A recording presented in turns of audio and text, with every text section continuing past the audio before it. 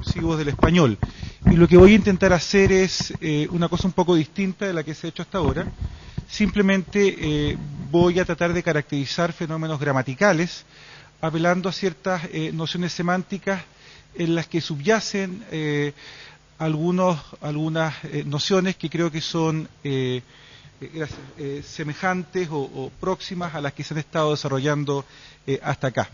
Y quiero que esto cuente como la presentación de un tipo de lingüística que tampoco es tan conocida en nuestro medio. Entonces ese sería, me parece, un objetivo, ¿no? Y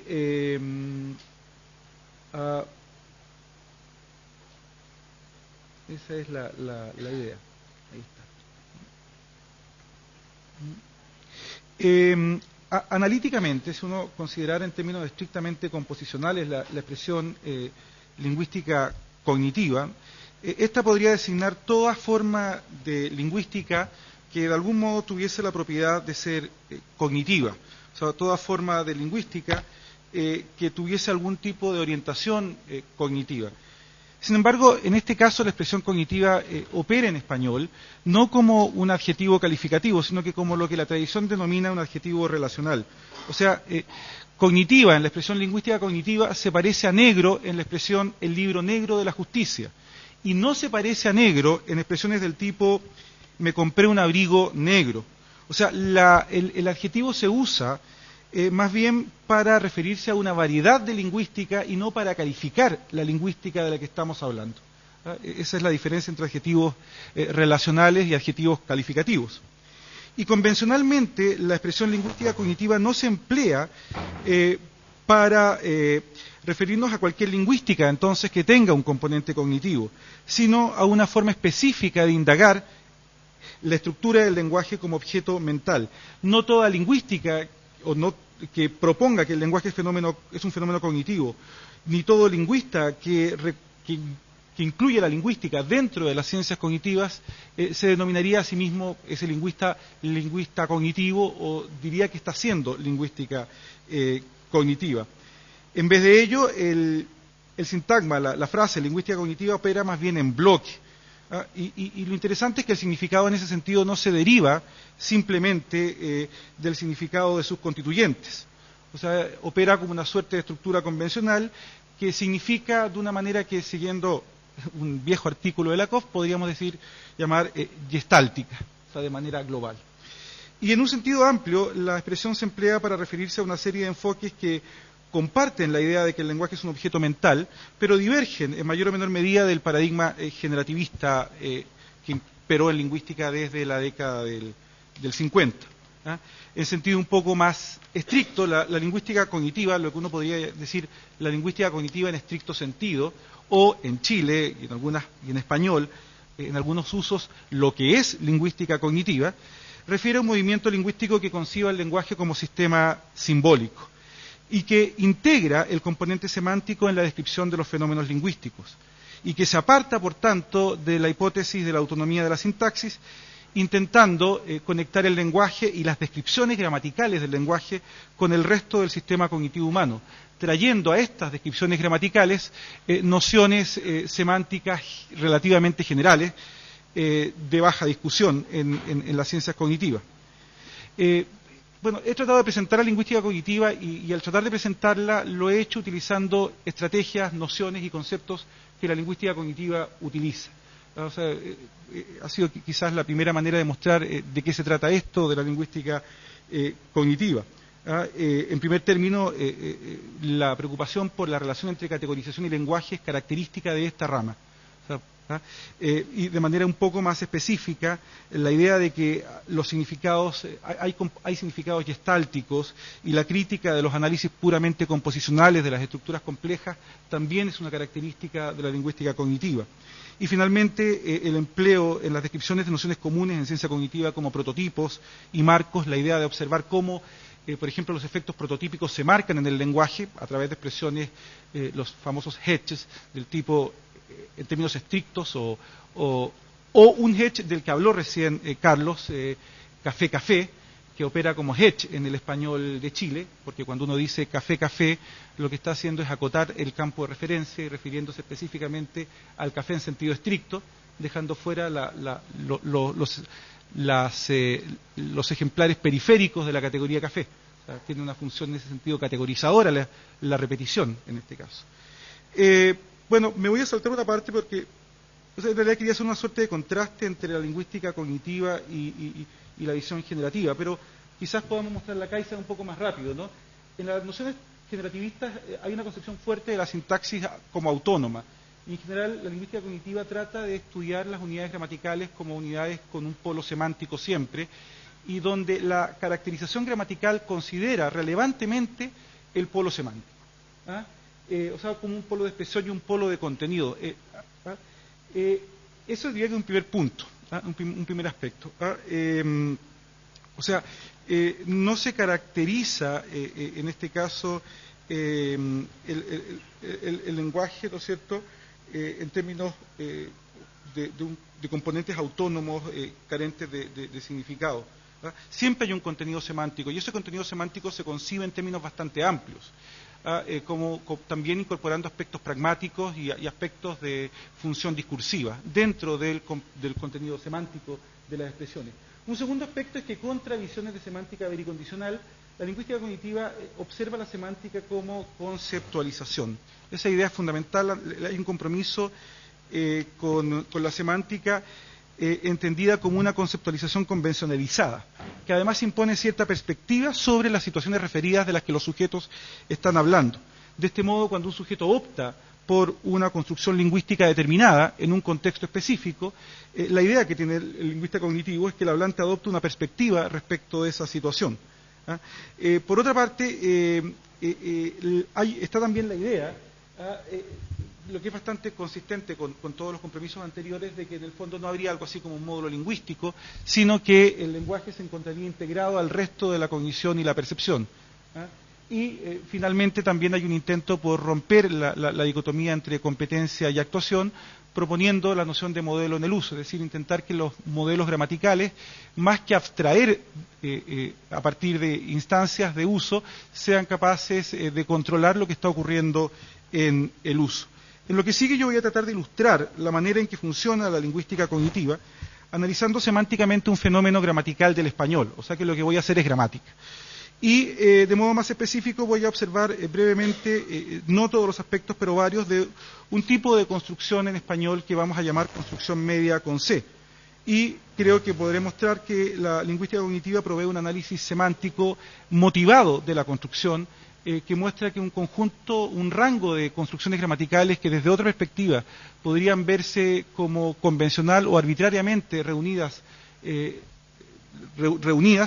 tienen hilos conductores que las conectan. Esa es la idea. El análisis se va a fundar en operaciones de dominio general y va a permitir caracterizar aún ciertos fenómenos discursivos que me parece que son interesantes. Como ocurre típicamente en la lingüística y con mucha fuerza en la lingüística cognitiva, el nivel de análisis va a ser fenoménico. Y también, como ocurre con frecuencia en la lingüística, voy a citar autores bastante antiguos para los estándares de otras disciplinas, y en esto sigo, no hago sino seguir una advertencia de Dan Slobin, que recomendaba hacer eso para no andar descubriendo la rueda todas las veces, ¿no? Y además porque quiero dejar en claro que en este caso utilizamos herramientas de la lingüística cognitiva para tratar temas que han sido trabajados tradicionalmente en la lingüística, en este caso hispánica. El fenómeno que intento mostrar tiene que ver con oraciones simples como las que van en la siguiente lista.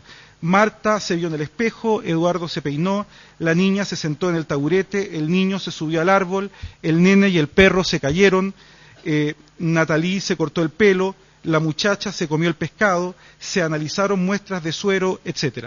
En todas estas construcciones aparece un esquema en que hay un clítico, que en este caso, por ser tercera persona es se, pero que puede ser me, en otros casos, me corté el pelo, o te cortaste el pelo, y aparece un clítico que va en la misma persona y número que el verbo conjugado.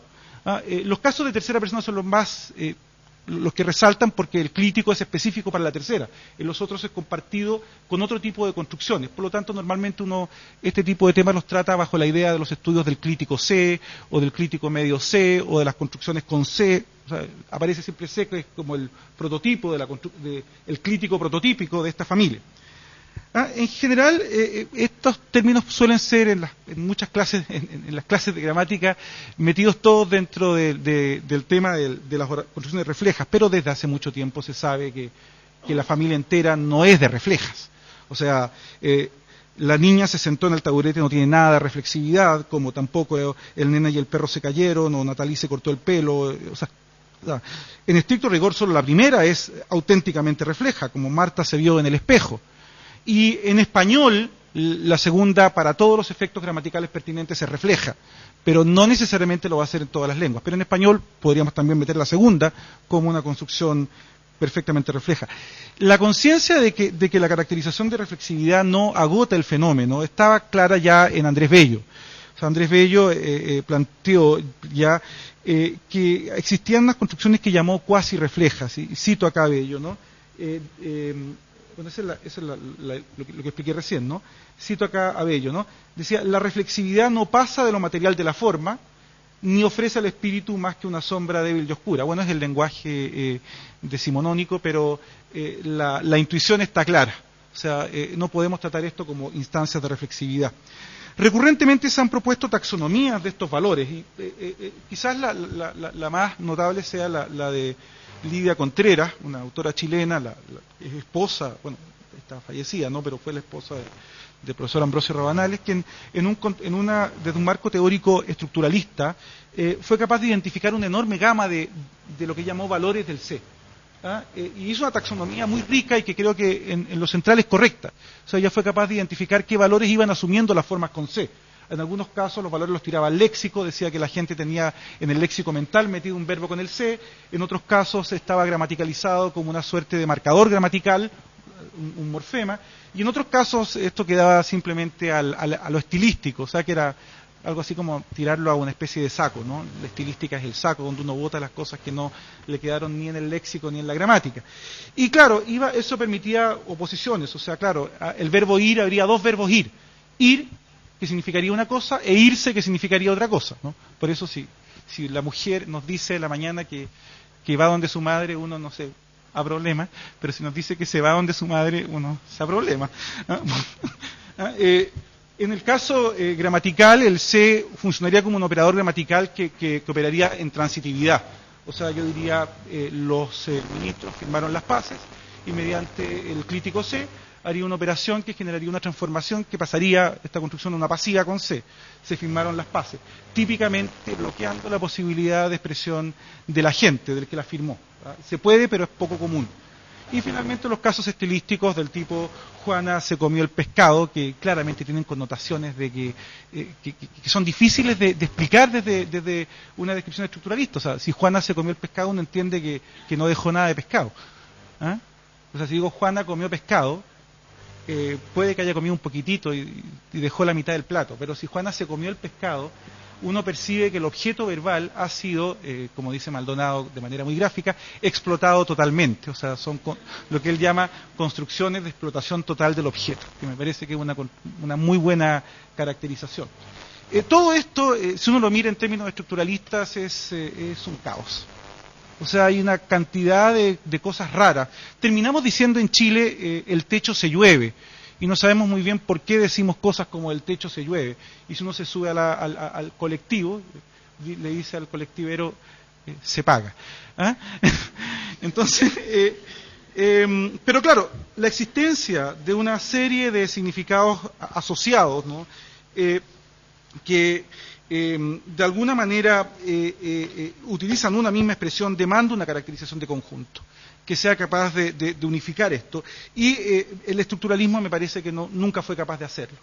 De hecho, también el generativismo, no he seguido las últimas posturas, pero típicamente lo que hacían los generativistas era tirar también muchos casos al léxico. O sea, también lo tiraban al léxico y se resolvía todo. Y en otros casos quedaban como operadores gramaticales, o sea, la estrategia era más o menos semejante, pero dividían algo sin un principio. El principio para dividirlo estaba en la teoría, pero no en el fenómeno. O sea, la teoría te obligaba a dividirlo, pero el fenómeno no necesariamente lo dividía. Hacia el 75 una figura lingüística que es, digamos que yo siempre la cito porque la admiro mucho como investigadora, quizás porque no la conozco, porque toda la gente que la conoce la odia, pero que es Erika García, que es una lingüista argentina, que bueno, ha hecho su carrera en Estados Unidos y en Europa, pero es muy odiada por diversas razones. La relación más próxima que tuve con ella fue alguna proximidad con una alumna tesista de ella que tuvo que terminar la tesis con otra alumna, con otra profesora guía, lo que es una de las razones por las cuales la odian. Pero bueno, es muy penetrante. Y ya en el 75 ella empezó a pensar que había que incorporar aspectos semánticos y pragmáticos en las descripciones lingüísticas. Fue muy pionera. Y ella se dio cuenta que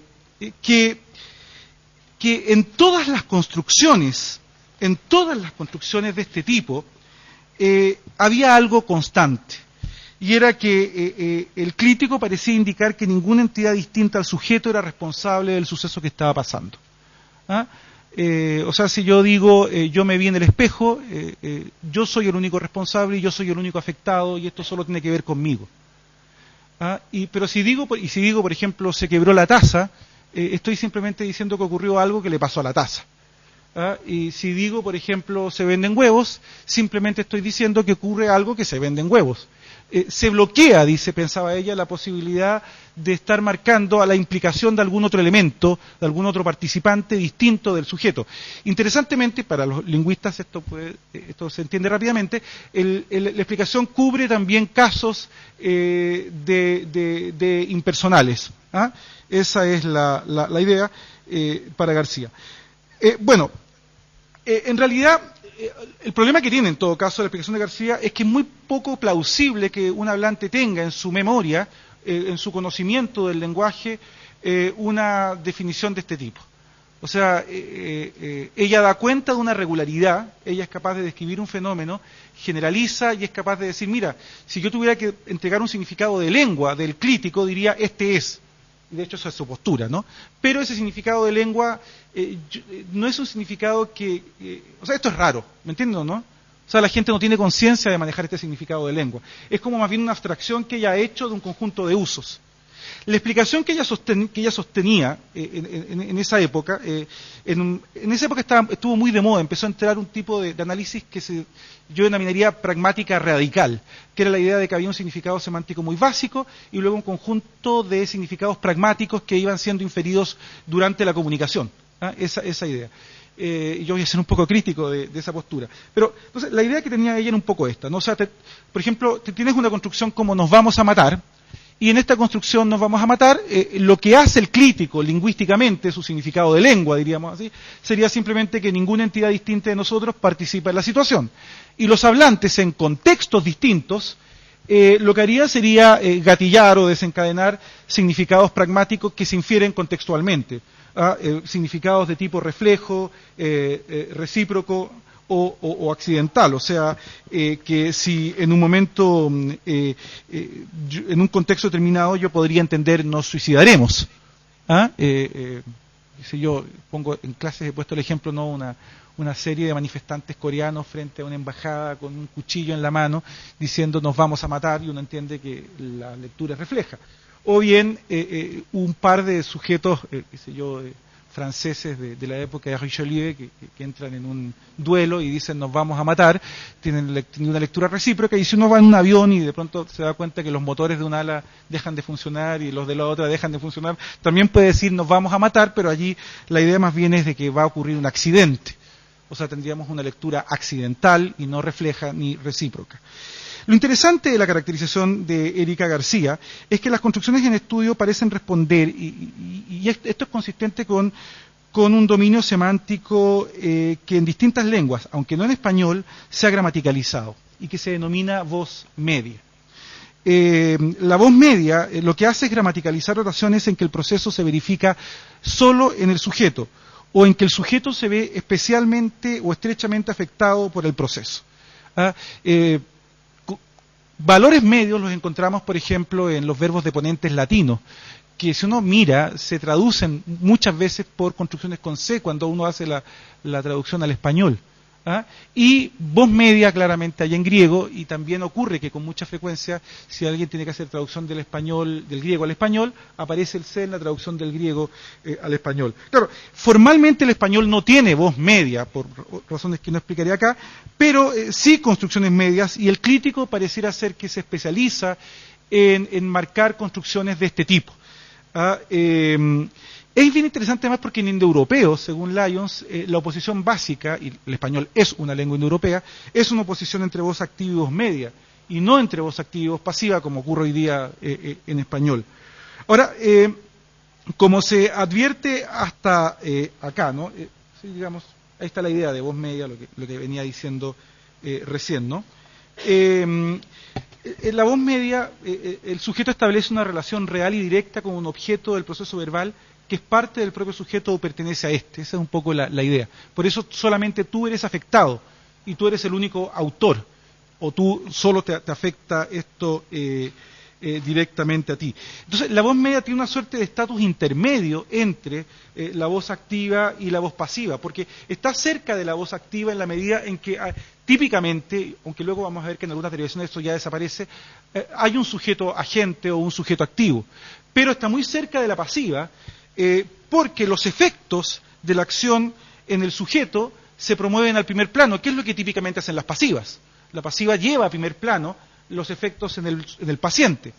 Pedro fue golpeado. O sea, son los efectos en Pedro lo que se lleva al primer plano, y por eso el paciente se selecciona en posición de sujeto a la izquierda de la oración en español. O sea, pero entonces están como a medio camino. Entonces, y aquí viene el punto interesante, es que en estas construcciones lo que ocurre es que las acciones no se despliegan en toda su posible extensión, como ocurriría en las transitivas. En unas transitivas, digámoslo así, activas y oblicuas, ¿no? Donde hay un agente que actúa sobre un objeto. Gibbon,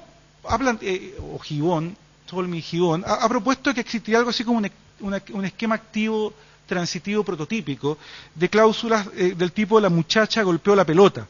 La acción se origina típicamente en un agente, y la energía sale del agente, se desplaza y llega a un objeto que está separado de este agente. Pero cuando pasamos a oraciones reflejas, lo que vemos es que la energía no se despliega absolutamente. La energía, por así decirlo, aparece compacta, aparece acotada en una zona local, no se despliega por completo. Esa es la idea, ¿no? O sea, no transita completamente la energía en este tipo de casos. Y esto es bastante claro porque en las construcciones reflejan, ¿no? Con SEC, el agente, el que hace y el que recibe es el mismo. Por lo tanto, aunque formalmente son dos argumentos distintos, lo que tú percibes es la misma cosa, es la misma persona la que está haciendo el fenómeno. Que digas Pedro se peina o Marta se ve en el espejo, Marta y el se indican a la misma entidad, aunque se marquen gramaticalmente como dos argumentos distintos, ¿no? Entonces, Maldonado toma estas ideas y plantea la idea de que hay aquí una disminución del despliegue de la acción.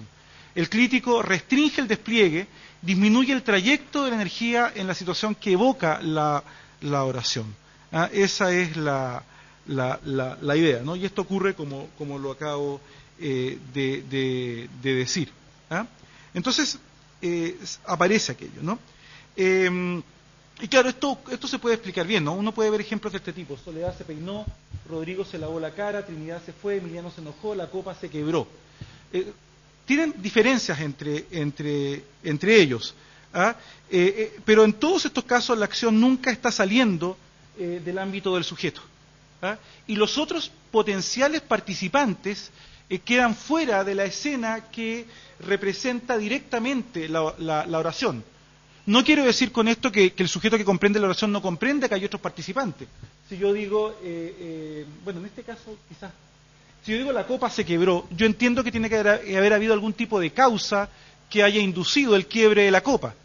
Eso lo entiendo perfectamente bien, pero no llevo eso al primer plano lingüísticamente, lo dejo en un trasfondo. Esa es la idea. Fíjense que típicamente en cosas como la copa se quebró, Emiliano se enojó, Trinidad se fue, además yo me focalizo en el estado resultante del evento. ¿Ah? O sea, eso es bien interesante. ¿Ah? Trinidad, por ejemplo, digo, Trinidad se fue, uno puede más o menos jugar con salir, o sea, salió y dejó esto donde estaba.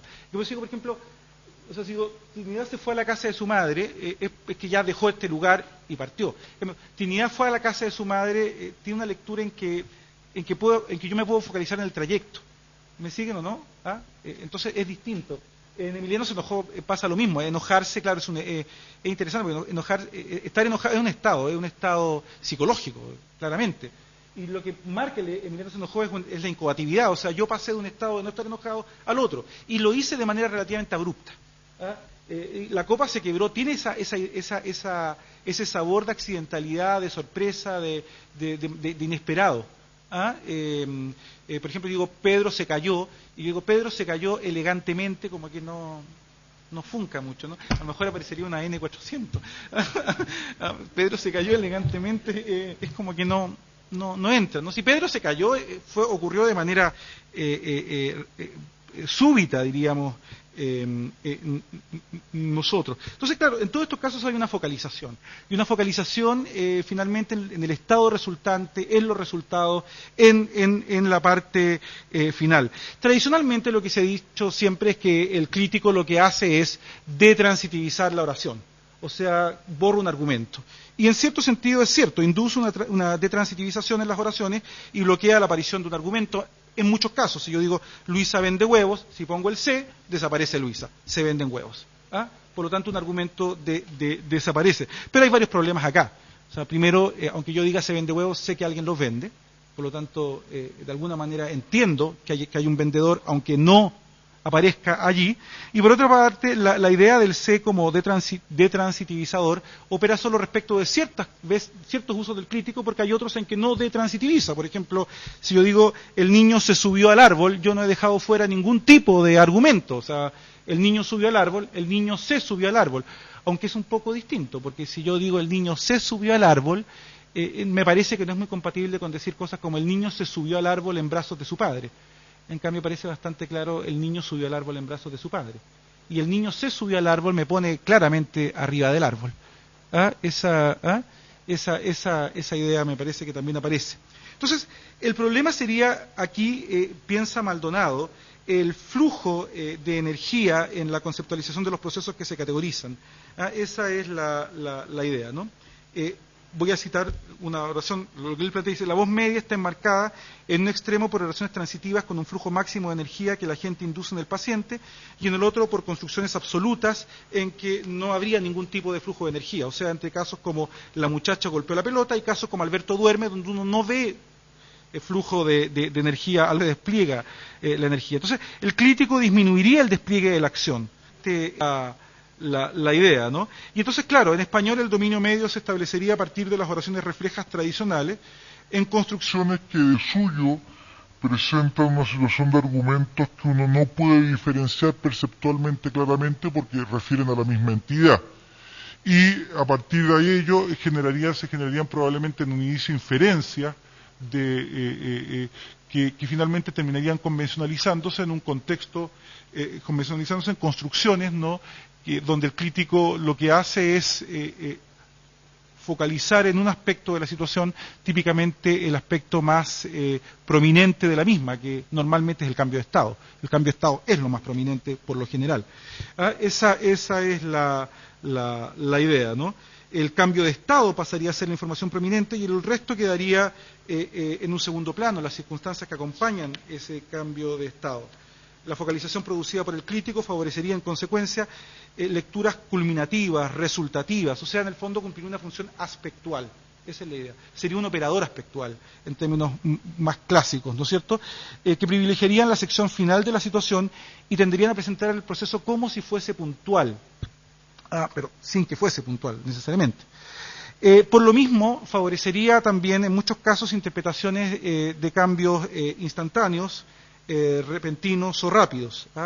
Por lo tanto, lecturas modales asociadas a lo repentino, lo súbito, lo inesperado.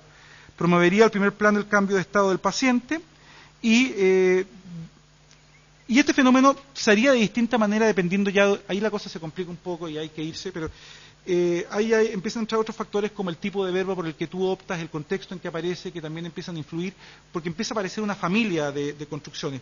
Por un lado, por ejemplo, en ciertos verbos, lo que hace es subrayar la participación de la gente en el proceso y genera lecturas dinámicas. Esto ya lo había visto Rodolfo Lenz, que hizo lingüística cognitiva antes de que existiera el término.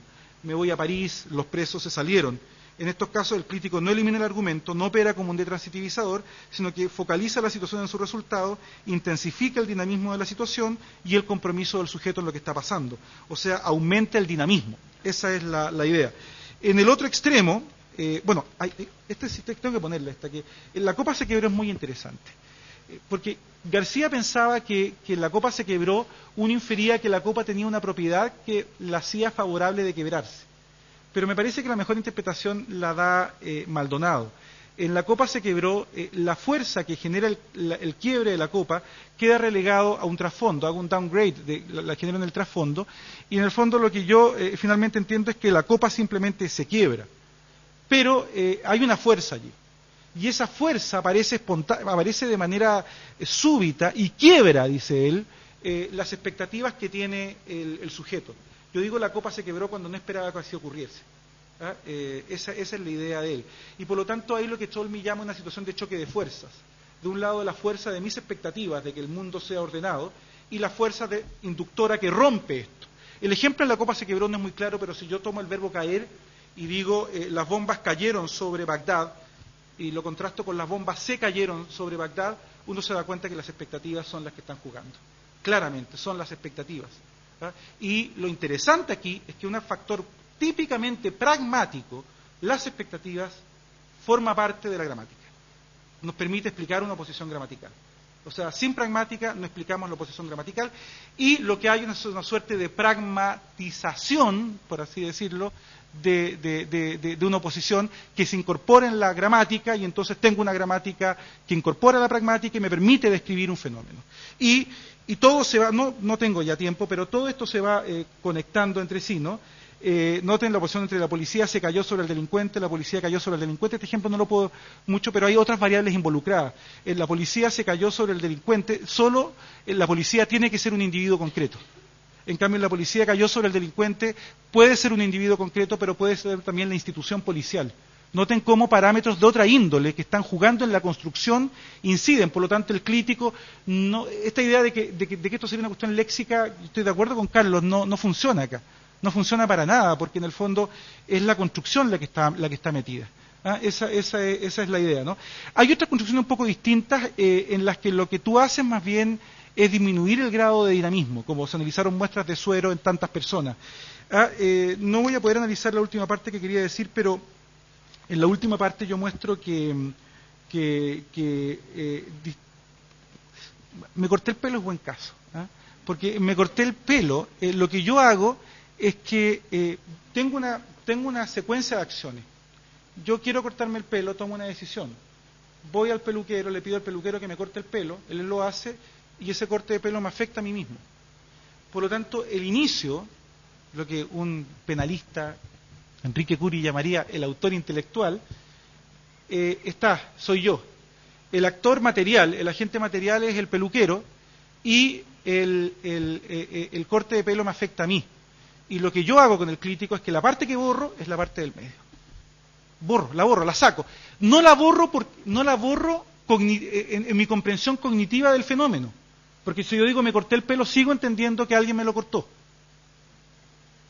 La borro de su prominencia, la quito de la prominencia, que es distinto de quitarla de la comprensión. O sea, lo que hago es que impongo una perspectiva a la situación referida. ¿Me entienden? O sea, es eso, es perspectiva. Eso es lo que pongo. Todo esto, además, quisiera simplemente plantear que, bueno, esto se aplica típicamente, y yo tengo un estudio que muestra cómo unas construcciones, eso lo hicimos con Daniel, las construcciones dinámicas aparecen en narraciones infantiles. y aparecen típicamente en narraciones infantiles, y eso se puede conectar con el papel que desempeña el dinamismo en la narración infantil, en la dirección de la atención del niño a cierto tipo de fenómenos cuando construye narraciones, primera cosa. Y el crítico funciona muy bien, aparece tempranamente y siempre está en construcciones dinámicas. El otro tipo de crítico, el de se estudian tales cosas, aparece típicamente en artículos científicos. Y la explicación allí es que la perspectiva del crítico me permite sacar llevar a segundo plano el agente que realiza la acción. ¿Qué es lo que quiere el científico? Cuando el científico describe el método que está utilizando en su investigación, él no quiere poner en primer plano quiénes hicieron la investigación o quienes llevaron a cabo el método, porque se supone que el método es un método replicable que cualquiera puede hacer. Lo que importa es que hay una fuerza esquemática que realizó la acción. Lo que se quiere comunicar es qué se hizo y a qué se le hizo y qué resultados tuvo. Entonces, ocurre esto. En el 2000, Tolmi, independientemente, ha propuesto el concepto de ventana de atención. Visto así, lo que el crítico hace es que abre pequeñas ventanas de atención respecto de las situaciones de las que estoy hablando. ¿Me siguen? Y deja ciertos aspectos de la situación de la que estoy hablando fuera de la ventana de atención. ¿Ah? No es que yo no los entienda, los entiendo por mi marco cognitivo, pero lo dejo fuera de mi ventana atencional, lo saco de la prominencia. ¿Me siguen? No es un problema de semántica referencial. O sea, no estamos diciendo aquí que si yo digo me corté el pelo, yo hice el corte de pelo y yo entiendo aquello. No, porque como bien se ha dicho aquí, el lenguaje no significa de esa manera. Lo que quiero decir es que impongo una perspectiva y el que hizo el corte de pelo no importa. ¿Ah? Siempre y cuando yo haya querido y el corte de pelo haya sido en mi beneficio, porque si no ha sido en mi beneficio y no ha sido algo que yo quiero, no digo me corté el pelo. O sea, si resulta que yo soy un ladrón y me han capturado y salgo con el pelo cortado de la cárcel, diré me cortaron el pelo, no me corté el pelo. ¿Ah? Entonces, creo que puedo terminar allí. Finalmente no tuve tiempo, pero el mismo patrón ocurre también en otro fenómeno gramatical que son las oraciones, o sea, los verbos compuestos del español. Yo estudié esto en un tipo de verbo compuesto, en un tipo de tiempo perfecto compuesto en español. También este parámetro de cómo se focaliza y se centra la atención en un componente nada más y opera lo mismo. O sea, por lo tanto es un principio muy simple que ordena un dominio, en el caso del C, que de otra manera parecería como un dominio completamente disparatado. Eso, gracias.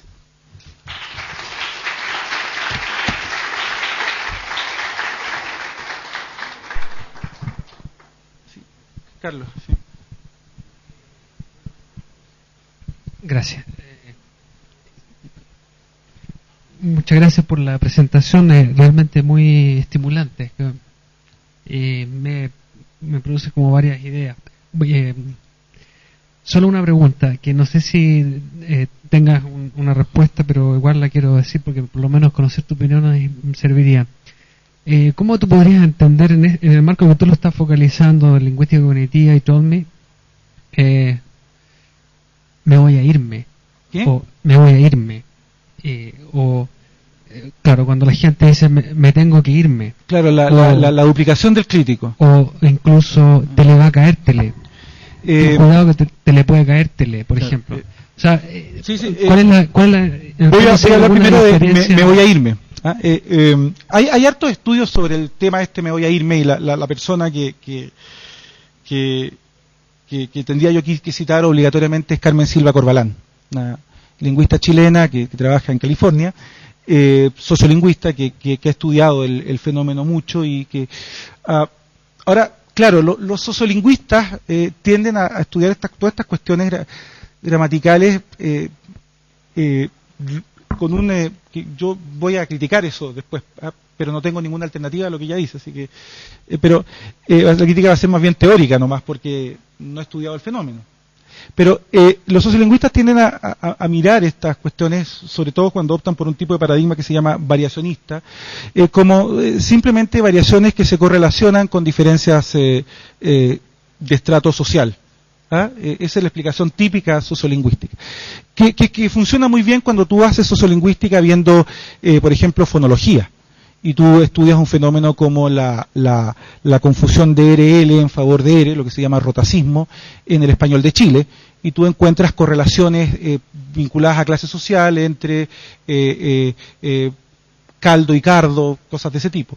Pero el problema es cuando eso lo extiendes al análisis justamente de fenómenos gramaticales, morfológicos, léxicos, donde lo que entra es la bestia negra, la semántica. Y ahí una lingüista lamentablemente fallecida, muy inteligente, también argentina, igual que Erika García, Beatriz Lavandera, el año 70 y tantos, ya no, ella estaba exiliada en Estados Unidos, probablemente en esa época, así que tiene que haber sido después del golpe probablemente, o quizás estaba de visita, pero es más o menos en la época del golpe militar, porque después no vuelve a Argentina hasta que... Entonces, ella, la Beatriz Lavandera, ella dice, usted no puede simplemente extender estos patrones de variación cuando analiza fenómenos que tienen semántica, porque usted primero debería probar que me voy a irme significa lo mismo que voy a irme, para poder hacer la correlación. Porque si resulta que voy a irme significa una cosa distinta de me voy a irme, aunque usted encuentre correlación, esa correlación no puede ser la causa que está explicando la variación. Esa correlación podría ser, supongamos que me voy a irme implique construcciones que es podría ser una hipótesis, enfáticas respecto de voy a irme, y uno podría pensar que la gente de menor nivel social tiende a tener un lenguaje más enfático, más afectivamente marcado por su cultura, porque tiene menor educación, reprime menos, y entonces uno podría encontrar la correlación, pero la correlación no sería la causa, sino que la correlación sería efecto de otra causa, que sería de tipo semántico. Eso es lo que yo diría.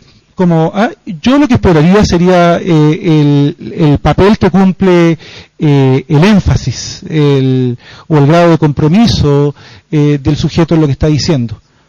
O sea, podría ser algún tipo de forma de medir que se puede hacer, por ejemplo, viendo otro tipo de palabras, analizando el contexto de discursión en que aparecen las expresiones, y ver si se sesga en favor de construcciones donde hay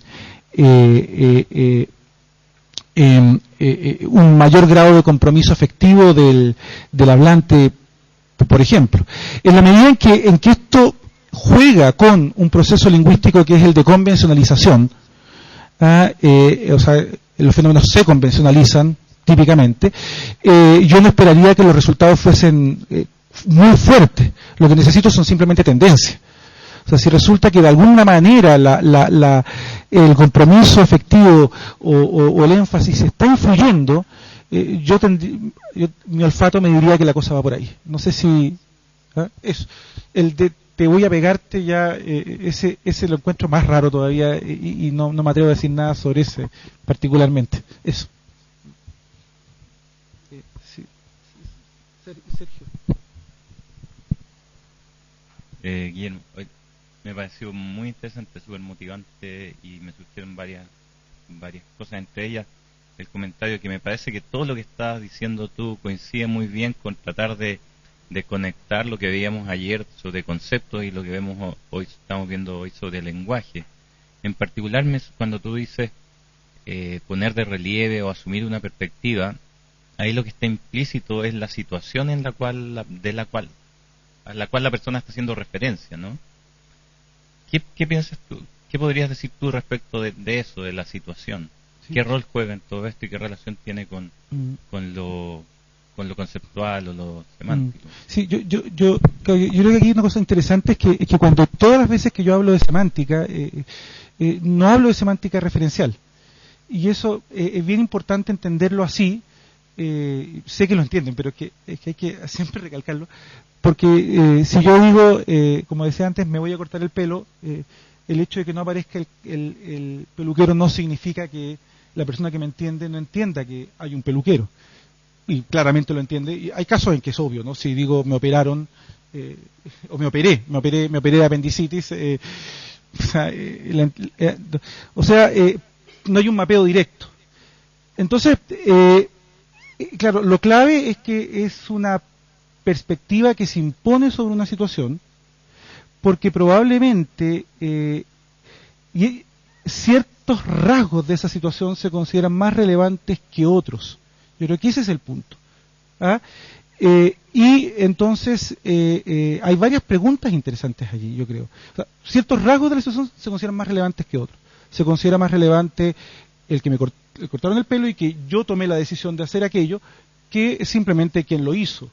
De hecho, si yo pienso en una situación en que una mujer de acá tiene dinero y va donde alguno de estos grandes modistas o no, peluqueros chilenos, no sé, ayúdenme, hay peluqueros muy famosos, ¿no? Entonces, no sé, supongamos que se llama Jean Couton, Jean Couton, ¿ah?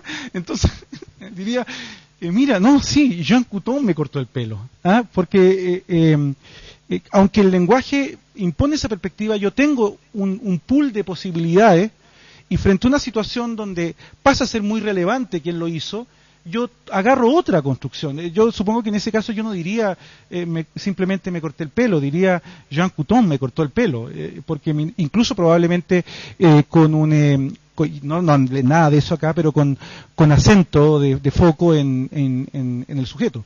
Jean Couton me cortó el pelo. O sea, hay fenómenos prosódicos allí también marcados. O sea, que sería técnicamente lo que llamamos una construcción de foco de contraste. Diría, Jean Couton me cortó el pelo porque estoy suponiendo que tú podrías pensar que cualquiera lo hizo. Y no es cualquiera, fue él y no otro. Eso es lo primero que yo diría como fenómeno. Y lo segundo, que me parece que es lo más interesante, que es la línea de investigación de Slowin, típicamente, es en la medida en que estas perspectivas se convencionalizan y están en un sistema lingüístico, no podrían ellas operar como directoras de atención. ¿Ah? ¿Me entiendes? O sea, como elementos que dirigen la atención del sujeto cuando está expuesto, por ejemplo, a situaciones comunicativas online que son altamente demandantes y él tiene que estar tomando decisiones rápidas. Entonces, podría haber ahí direcciones del sujeto, de atención. Lo que se ha estudiado súper bien es la cuestión de la aspectualidad. Bueno, esto tiene que ver con aspectualidad, pero digamos la más clásica. La lengua española tiene un sistema muy rico de aspectualidad. Por ejemplo, yo jugaba versus yo jugué, yo había jugado, yo hubiera jugado. Es un sistema muy, muy rico con perífrasis verbales, me puse a jugar, que van marcando distintas etapas del proceso del que estoy hablando. Y Slowin, con Bocaz, en un estudio del 88, encontraron que los niños hispanohablantes tempranamente son sensibles a las fases de los procesos, de manera muy radical, contrastándolo, por ejemplo, con los angloparlantes, donde en inglés la aspectualidad que existe también no es tan prominente.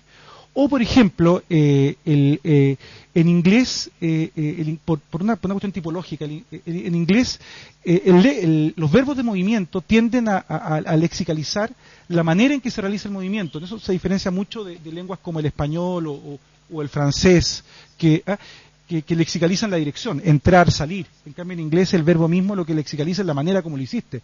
He rushed into the office, ¿no?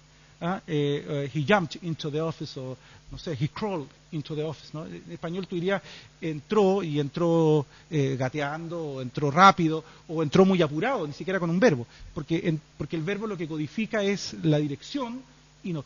Y también pasa lo mismo, o sea, el grado de atención a la prominencia es muy alta, es muy temprana en inglés, y el sistema como que se va retroalimentando, porque constantemente van apareciendo más y más verbos de este tipo, que para los que somos hispanohablantes son un karma, porque siempre tendemos a proyectar nuestra conceptualización direccional. No sé si eso.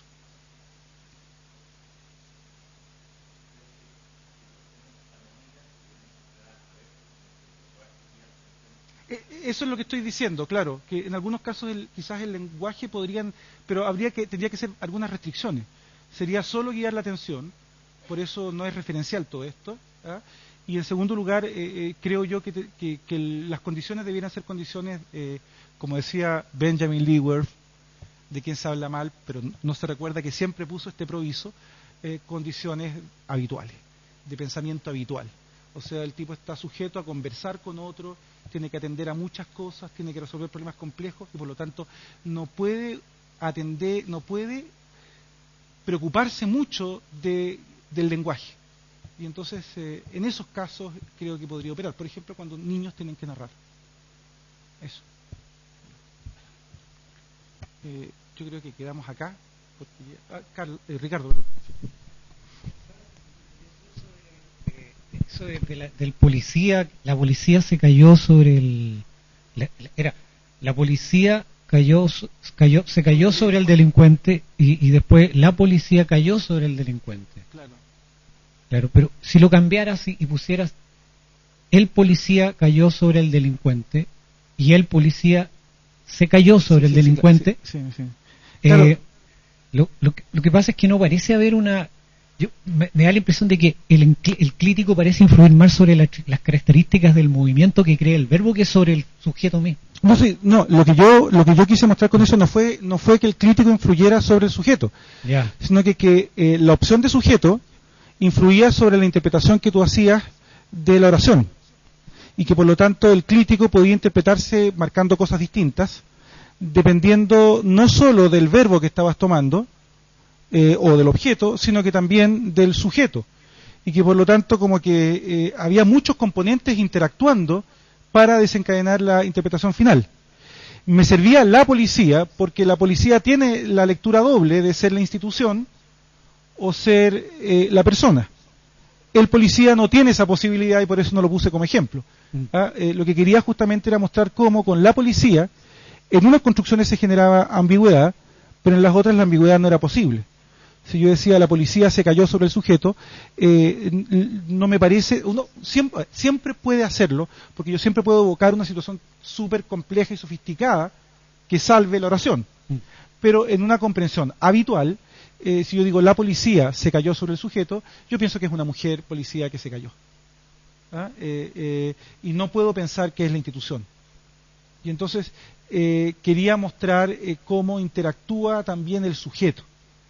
Y también interactúa el objeto. También depende si el objeto es un objeto singular o plural, si el objeto es contable o no contable. Todos esos parámetros también entran a tallar acá. El tipo de verbo, si el verbo es un verbo puntual o es un verbo durativo. O sea, se hace una especie como de bolsa semántica compleja, que es de la que sacas tú el final. Eso. Bien. Mirámonos ahí, sí. Tú ibas, avisa tú lo otro. Bueno, los avisos administrativos parece que lo hago yo. Recuerden los asistentes que los que quieran certificado de asistencia lo pueden pagar acá con el funcionario que está en el puesto de revista.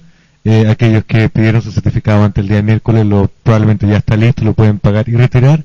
Aquellos que lo van a pedir ahora o lo pidieron después del miércoles de Frentón, va a estar listo a partir del próximo miércoles aquí en el Centro de Estudios Cognitivos. ¿Ya? Y nos juntamos de vuelta a las 15 horas, lo más puntual posible, por favor. ¿Ya? Muchas gracias.